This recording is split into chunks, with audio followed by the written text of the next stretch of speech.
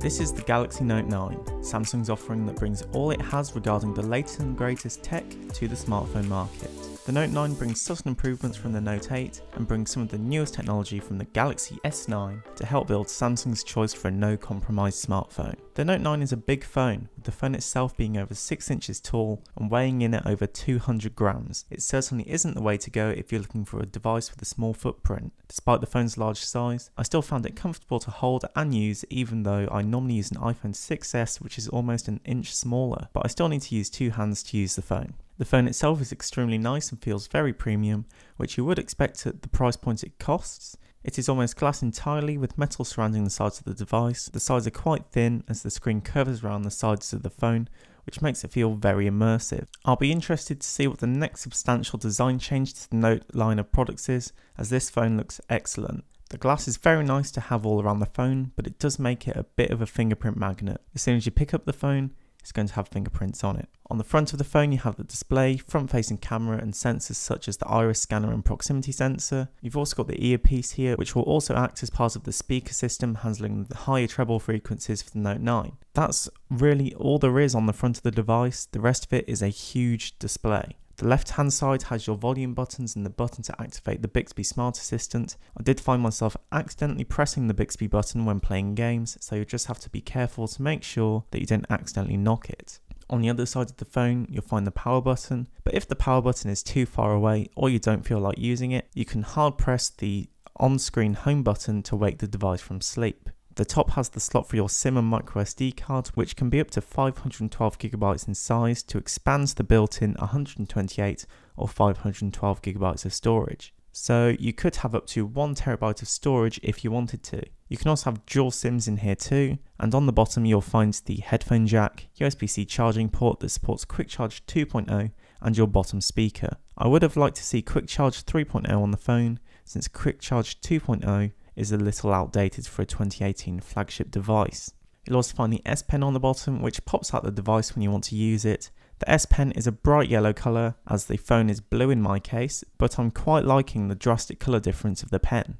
The phone is IP68 dust and waterproof. This means that if it's raining pretty heavily, like it seems to do in all of Samsung ads for this phone, you'll be able to get your phone out and not have to worry about it getting water damaged. On the back, there's the rear dual camera array and the fingerprint reader. My experience with the fingerprint reader wasn't that great, so I found it managed to fail to recognise my fingerprint more than it managed to recognise it. I'm not sure if this is because fingerprint enrolment is so fast or whether it's how I'm using the fingerprint reader, but I found myself using face recognition and the iris scanner more anyway, as it's far more convenient. The display on the Note 9 is a 6.4-inch AMOLED display. The display looks fantastic with a 1440p resolution and 516 pixels per inch. Everything looks sharp and viewing images and videos looks great too. The display is HDR10 compliant, and thanks to it being an AMOLED, black and white colours are deep and bright. The display is always on, so even when you sleep with the device you'll see the time, date and also your notifications on the screen at a glance. This always on functionality is thanks to the AMOLED display,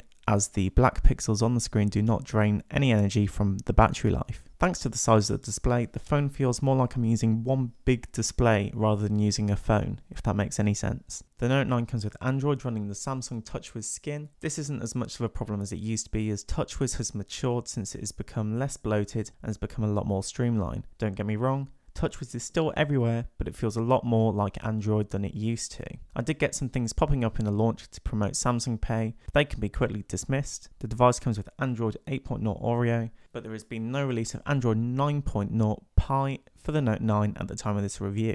There are a range of Samsung apps pre-installed on the device as well as Microsoft Office. It'd be better to give the consumer the choice whether they wanted these installed on their device in the first place, but since the device has so much storage, pre-installed apps aren't a huge problem.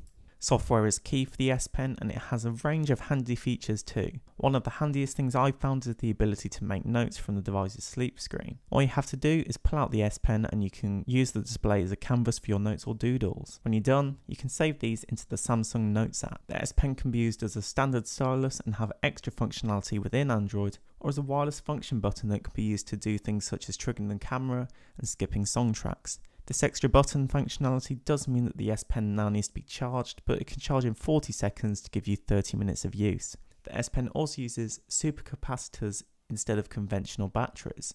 Performance on the Note 9 is fantastic. I've not experienced stutters or any lag spikes at all whilst using the device. I was able to play intense 3D games such as PUBG and Asphalt without any issues, and the phone also only got a little warm after playing for around 20 minutes. I wasn't blown away with the speakers though. They don't sound that great considering how big this phone is. I would have thought that for such a large phone, these speakers would sound a little better. The phone does come with a pair of AKG earbuds, but if you're looking to play music out loud, don't expect it to sound amazing. The camera on the Note 9 is exceptional. The camera has a variable aperture, which is a new feature to the phone that helps it perform well in low light situations. The camera also has a 2-lens system on the back, one normal lens and one telephoto, so if you want to zoom in 2 times, you can optically without losing any resolution. Both of those camera lenses have 12 megapixel sensors. The camera does well in low light and bright outdoor situations. I was very impressed with the dynamic range of the camera, as it was able to take good landscape photos showing grass clearly whilst also correctly exposing the clouds. The camera also shoots 4K video at 60 frames a second. There's a range of higher frame rates for lower resolutions, so you are able to capture slow motion video. The Note 9 also has a super slow mode that allows you to select part of your viewfinder for where you want to capture the slow motion action. This feature is a bit gimmicky, but it's fun to mess around with. It would have been nice to see a little more control of where the slow motion actually happens. The front facing camera has an 8 megapixel sensor, and it's pretty good for taking selfies and pictures. Battery life on the Note 9 is excellent. The battery itself is huge with a 4000 mAh battery that could easily get you through 2 days of typical smartphone use if you needed it to. The large battery also makes the phone great for gaming, as it can manage to provide good looking graphics quality and solid battery life performance. You'll also be able to wirelessly charge the battery with any Qi supported wireless charging pad. In conclusion, I think the Galaxy Note 9 is a great choice for a smartphone. It has no compromises and has all the features you could need, making it the best choice for an Android smartphone out there if the price isn't a problem. It has fantastic battery life, a great screen, and is well built. So that's been it for this video. I'll leave a link in the description to pick up the Galaxy Note 9 if you want to. But otherwise, thanks for watching, and I'll see you in the next one.